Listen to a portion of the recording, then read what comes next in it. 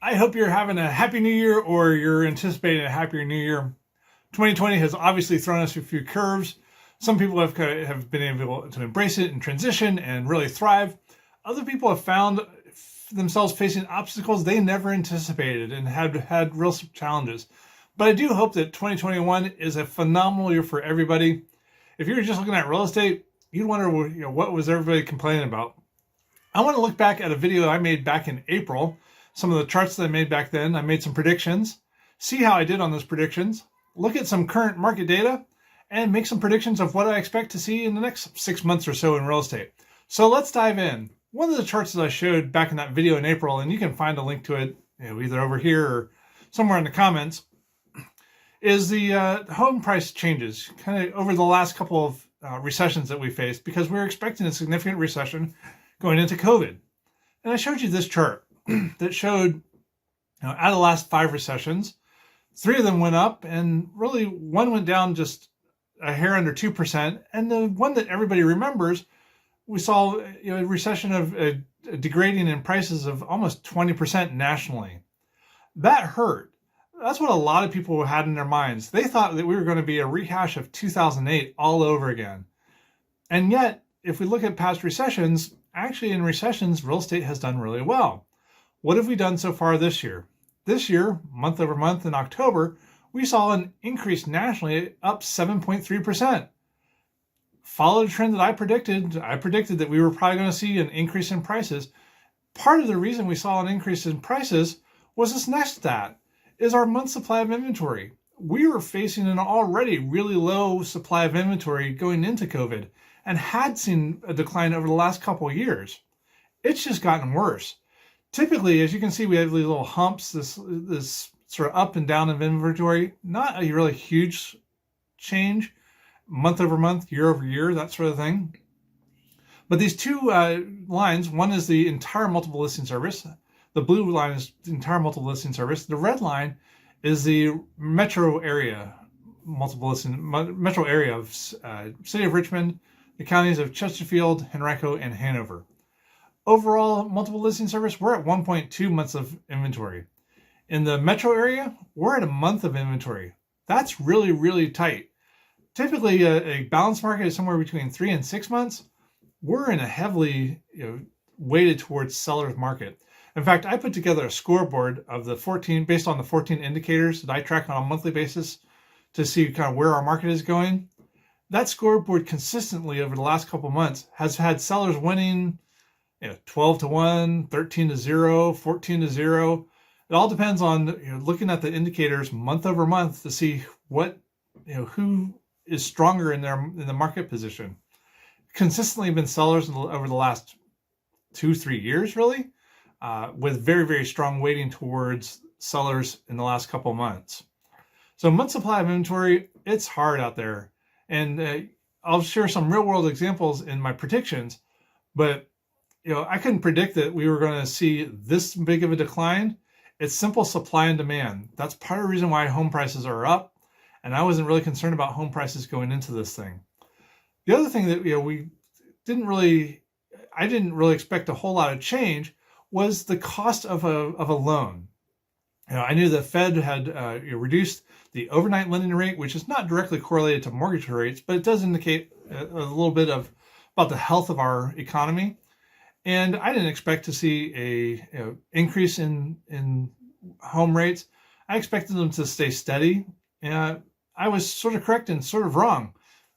I was glad I was wrong, because home loan rates have actually gone down. Now, there's a point where I just don't think they can go any lower.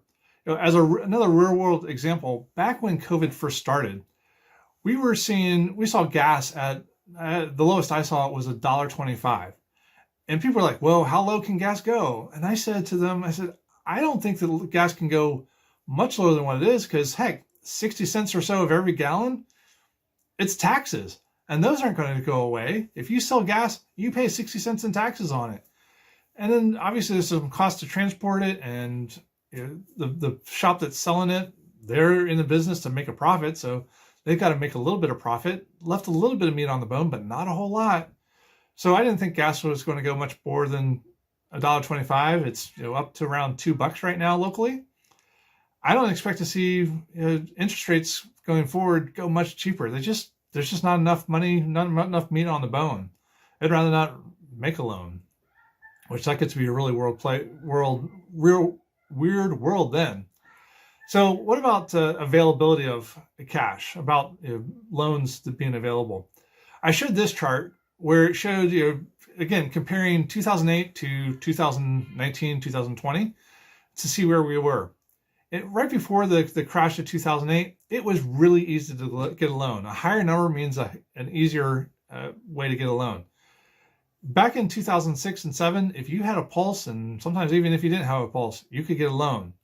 That tightened up a lot. It dropped from 800s to below 100. It had been slowly kind of creeping up to 152 at the end of 2018. And if we zoom in, and you'll see on the next chart, it actually got up to as high as 181 right before COVID. If we zoom into the purple area, that's where this next chart comes in. It, like I said, it had gone up to over 181 points as far as difficulty in getting a mortgage. So it was getting easier. But as soon as COVID hit, man, all sorts of clampdowns came down. It went down to almost one of our lowest rates, lowest indicators ever, of 122. That was back in February, or this is showing, I think, back into June of this year. So it got really, really tight, really, really fast. Almost as steep of a curve in 2008 and 9 as the economy melted down. So it got easier. It was getting easier to get a loan, clamp down. This wasn't something that, you probably heard it. Not something that I necessarily predicted, but it's very difficult to get a loan right now. You've heard probably also with these low interest rates, you've been hearing a lot about refinancing. And one of the concerns back in April, when I first made this video, was the amount of refinancing that had gone on, even with just low interest rates. Because for a decade or so, we've been in the 3s and 4s percentage points, and people have been refinancing their loans a lot. The big difference between 2019, which was when we were kind of looking at those numbers, and 2006 and 7, was how much equity people had in their house. This is a slide that I put up that people had 50% equity or more. And before the housing crisis in 08, 09, people were using their banks or their homes like a bank or an ATM. They were pulling all sorts of crazy cash out of it. In recent history, in 2019, yeah, people were pulling a little bit of cash out of it, but not a whole lot. Fast forward to 2020, what has happened in this past year? There's been a lot of refinances again, but as you can see from this chart, over 60% of the loans that have been refinanced are really young loans, number one, and they haven't changed their principal, or they've actually gotten a principal that's even lower. So people aren't taking cash. There are still about 30 to 40% of people that are taking some cash out of their homes, but I think they're really doing it to do some of those home improvement projects and things that they can do while they're at home. It's not been using it as this kind of ATM to almost run their lives sometimes. And the home loans again are pretty low as far as age amount. So what are my predictions?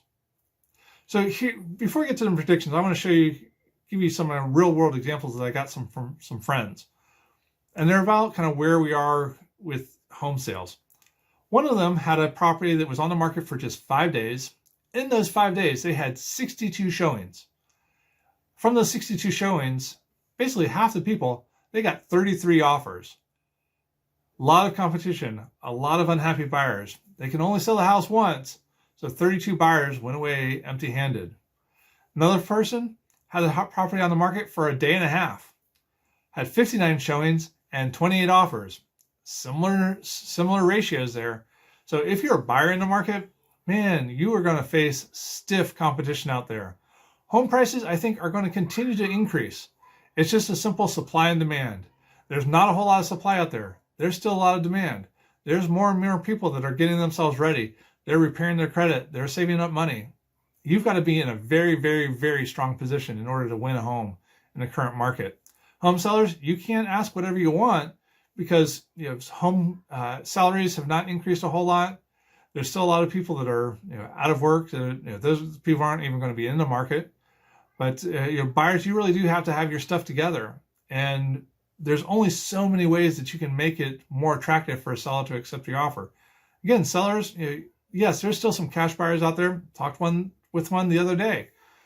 They're looking at buying a pretty significant house cash, which is going to make them in a really strong position, but it's not a guarantee.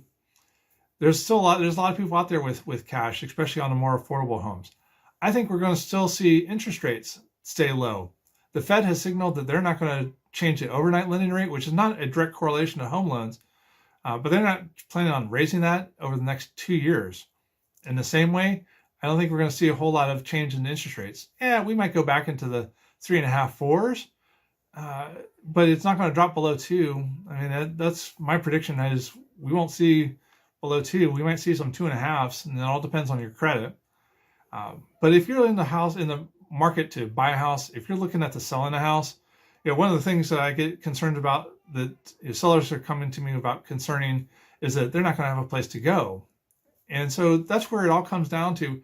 It doesn't matter if you're selling or if you're buying. You've got to put together a plan that makes the most sense for you. That's going to adjust what offer that you take as a seller. And for buyers, you're going to have to be a lot more flexible. You might have to offer a seller an opportunity to stay in their house for an extra month or two until they can find a place, or they might need to find alternative living arrangements. It's going to be very challenging to try and sell and buy a house. If you have some contingencies out there, if you're looking at selling that you don't want to sell until you buy, you might not ever sell. That's just going to be a hard point. We're going to see rents, I think, continue to increase because, again, there's just going to be more supply and demand. But you really do need to put together a strong plan and have a good person on your side. So that's where I come in. I'd love to sit down and talk with you if you're looking at selling or if you're looking at buying. Let's put together a plan that makes the most sense for you, and then make a connection that happens with a buyer that matches up with that. If you're a buyer and you're in the market, let's get you in the strongest position possible so that you can compete with some of the other offers out there. It's almost a given that you are going to face multiple offers, that you're going to be competing against multiple offers. You're going to face some disappointment. It's just going to be part of where we're at. It's going to be a strong seller's market until we start to see the inventory start creeping up. And I don't see that necessarily happening. We started this market back in April. We had about 4,500 homes on the market, depending on the day. Now we're hovering just above 2,000 homes on the market. And that's across the entire multiple listing service. If we look at just in the metro area, it's obviously even smaller than that. So put together a great offer. Sellers, be ready to look at the kind of flexibility that you're getting and put together a plan that makes sense for you. Give me a call at 804-642-4235, or the easy to remember version is 804-MICHAEL, because my number does spell my name. But let's talk about real estate. Let's talk about your plans. Let's put together a strategy and make things happen for you. Talk to you soon.